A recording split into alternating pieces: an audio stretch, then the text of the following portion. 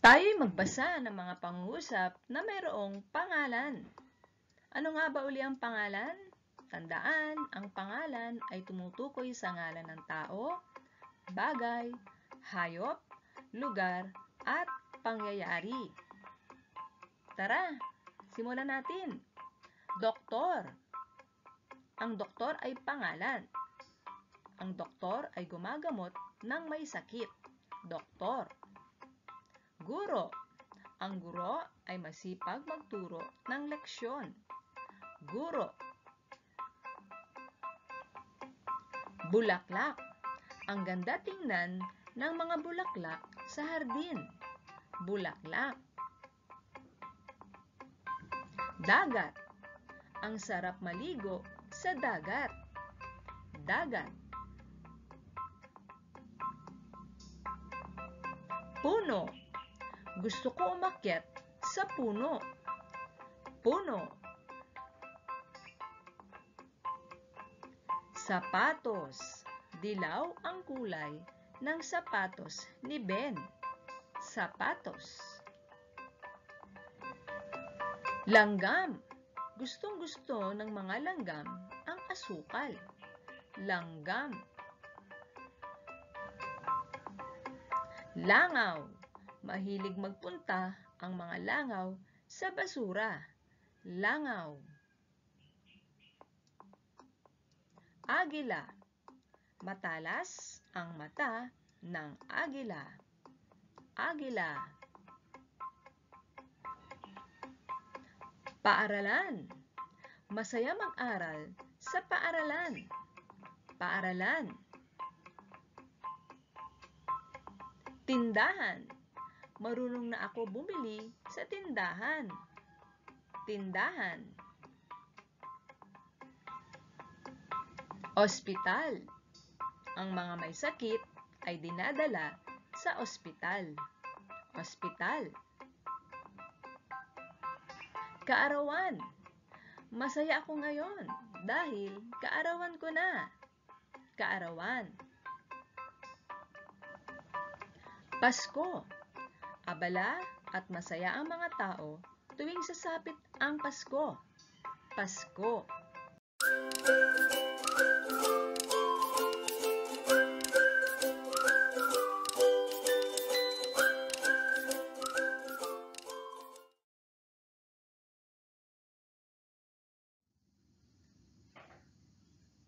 Ngayon naman, ating basahin ang mga pangungusap na mayroong panghalip. Tara, umpisahan na natin. Ano nga ba ang panghalip? Ito'y mga salitang pamalit o panghalili sa ngalan o pangalan na nagamit na sa parehong pangungusap o sa kasunod na pangungusap. Mga uri ng panghalip. Mayroong panghalip panao, panghalip pananong, panghalip pamatlig, at panghalip panaklaw. Unang panghalip ay panghalip panao. Ito'y panghalili o pamalit sa ngalan ng tao. May dalawang klase nito, isahan at maramihan. Mga halimbawa ng isahan: ako, ko, akin, ikaw, ka, mo, iyo, siya, niya, kanya. Halimbawa ng panghalip panao na isahan. Number 1, ako ay Pilipino. Number 2, akin ang napulot mong pitaka. Number 3, tinapos ko na ang lahat kong aralin. 4, Lito, ikaw ba ang naglinis ng silid? 5, siya ay masipag na mag-aaral. Mga halimbawa naman ng maramihan: kami, tayo, namin, natin, amin, atin, inyo, kayo, ninyo, sila, nila, at kanila. Mga halimbawa ng panao na maramihan. Number 1, tayo nang mag-aral magbasa. Number 2, kami ay kakain sa Jollibee. 3, tulungan natin si nanay maglinis. 4, sila ang nanalo sa palaro kahapon. 5, sa amin na kayo kumain ng hapunan. Pangalawang uri ng pangalip ay ang panghalip pamatlig. Ito ay inihahalili o pamalit sa pangalang nagtuturo ng lugar. Mga halimbawa, ito, ganito, ganyan, dito, diyan, doon, heto, iyan, hayan, ayon. Halimbawa ng pamatlig. Number 1, ang sapatos na ito ay regalo sa akin ni ate. Dito mo ilagay ang mga pinamili mo. Saan ba yan mabibili? Number 4, hayan lang pala ang matagal ko nang hinahanap. 5, ang nawawalang aso ay doon nagpunta. Pangatlong uri ng pangalip ay ang pangalip pananong. Ito ay inihahalili o pamalit sa pangalan sa paraang pagpatanong. Mga halimbawa, ano, sino, ilan, kanino, alin, gaano, magkano, ano-ano, at sino-sino. Mga halimbawa ng pangalip pananong. Number 1, magkano ang 1 kilong dalandan? 2, ano ang pangarap mo sa buhay? 3, sino-sino ang mga kasasama sa lakbay-aral? 4, ilan kayong magkakapatid? 5, kanino ang relong ito na napulot ko? Pang-apat na uri ng pangalip ay ang pangalip panaklaw. Ito ay sumasaklaw sa kaisahan at dami o kalahatan ng kinatawang pangalan. Mga halimbawa, kapwa, madla, lahat, ilan, bawang, bawat, sinuman, saan man. Mga halimbawa ng pangalip panaklaw. Number 1, dalhin mo na lahat ng kailangan mo. Number 2, bawat isa ay may karapatang maging masaya. 3, pawang kabutihan lamang ang gawin mo sa kapwa mo. 4, saan man kayo magpunta ay mag-iingat kayo.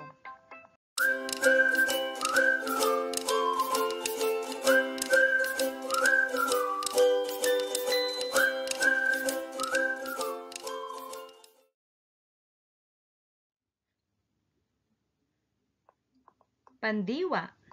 Ano ang pandiwa? Ito ay salitang nagsasaad ng kilos o galaw. May 3 panahunan ng pandiwa.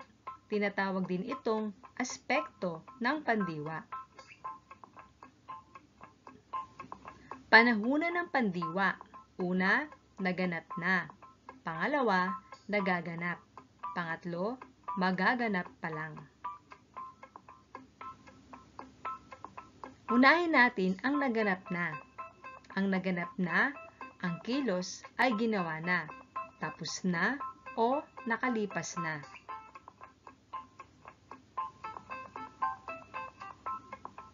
Sinasamahan ito ng panlaping na, nag, at nang. Halimbawa, panlaping umuwi, uminom, umakyat, umalis. Makikita ito sa unahan ng salita. Panlaping na, nakuha, nalaman, natapon, nabili. Makikita din ito sa unahan ng salita. Panlaping nag, naglaro, nagbasa, nagtanim, naglakad.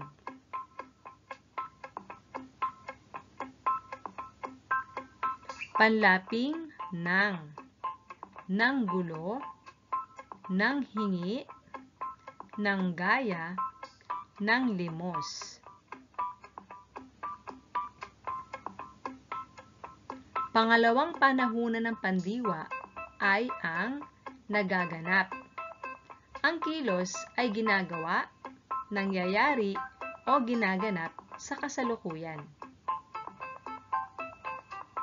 Sinasamahan ito ng panlaping na, nag, at nang. Halimbawa, panlaping umuuwi, umiinom, umaakyat, umaalis. Panlaping na, nakukuha, nalalaman, natatapon, nabibili.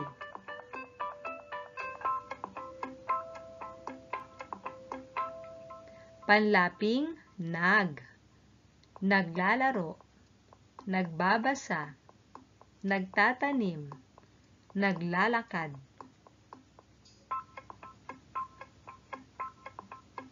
Panlaping nang, nanggugulo, nanghihingi, nanggagaya, nanglilimos.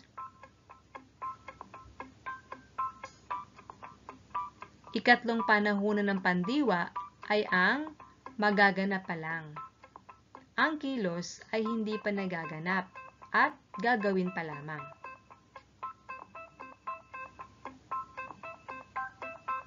Sinasamahan din ito ng panlaping ma, mag, at mang. Halimbawa, sa panlaping ma, malalaman, makukuha, mahahanap, matatakot.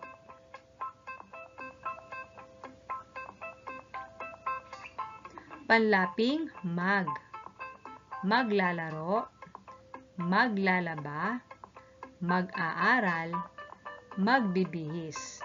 Makikita din ito sa unahan ng salita.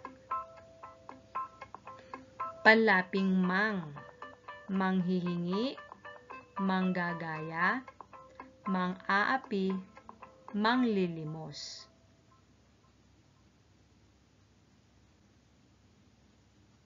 May mga salitang inuulit ang unang pantig ng salitang pandiwa sa panahunang magaganap. Halimbawa, aalis, uuwi, iiwan, aakyat. Iba pang halimbawa, kakain, kukuha, kikita, kakanta.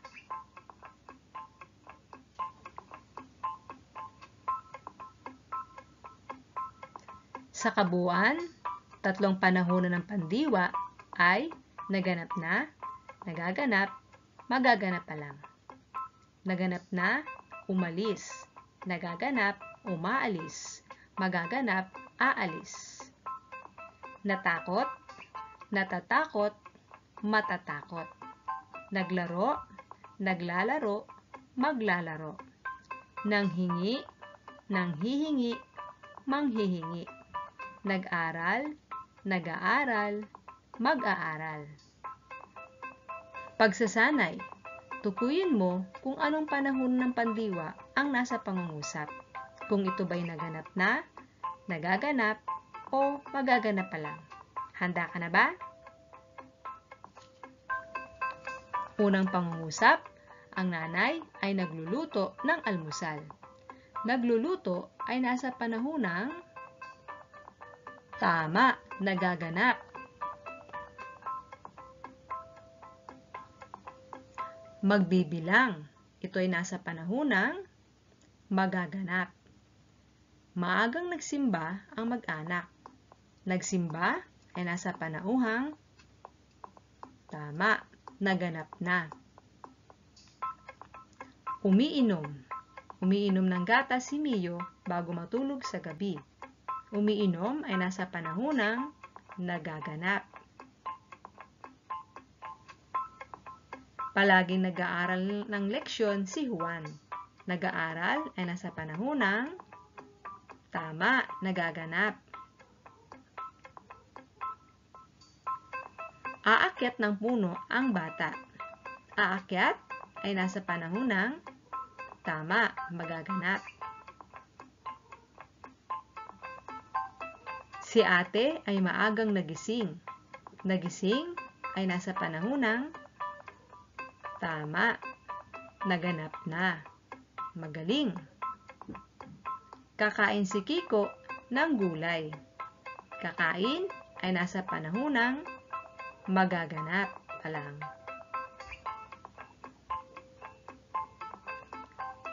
Maglalaro kami ng taguan. Maglalaro ay nasa panahon ng tama, magaganap pa lang. Si Liza ay tahimik na nagpipinta. Nagpipinta ay nasa panahon ng nagaganap.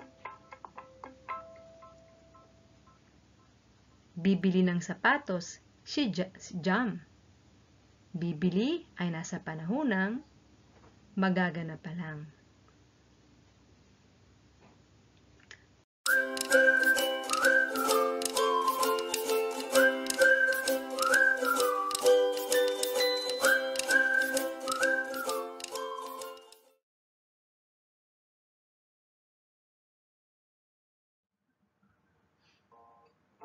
Ang mga bata ay masayang naglalaro.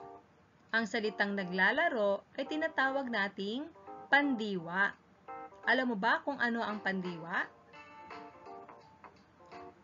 Ang pandiwa ay mga salitang nagsasaad ng kilos o galaw. Halimbawa, natutulog, nagsasayaw, umiinom, nagbibilang, nagsisipilyo, nagsusuklay. Ito ay mga halimbawa ng pandiwa. Ngayon naman, gamitin natin sa pangungusap. Ang nanay ay nagluluto ng almusal. Matutukoy mo ba kung alin diyan ang pandiwa? Tama, nagluluto dahil ito ay nagsasabi ng kilos o galaw. Nagbabasa si Dan habang naglalakad. Sa pangungusap na ito ay may dalawang pandiwa. Ito ay mga nagbabasa at naglalakad. Nagsisimba tuwing linggo ang pamilyang Santos. Ang pandiwa ay tama, nagsisimba. Umiinom ng gatas si Mio bago matulog sa gabi. Ang pandiwa ay umiinom, magaling. Palaging nag-aaral ng leksyon si Juan. Ang pandiwa ay nag-aaral. Masayang umakyat ng puno ang mga bata. Ang pandiwa ay umakyat. Si ate ay maagang nagising. Ang pandiwa ay nagising. Tama. Magaling lumangoy ang atleta. Lumangoy ay pandiwa.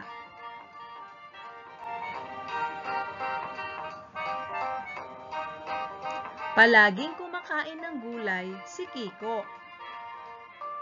Kumakain ay pandiwa. Ang mga bata ay masayang naglalaro ng taguan. Tama, ang pandiwa ay naglalaro. Magaling na nagpipinta si Perla. Nagpipinta ay pandiwa.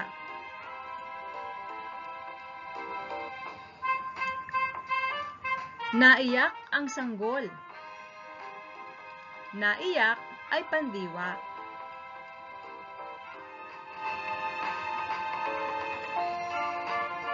Bibili ng sapatos si Jam.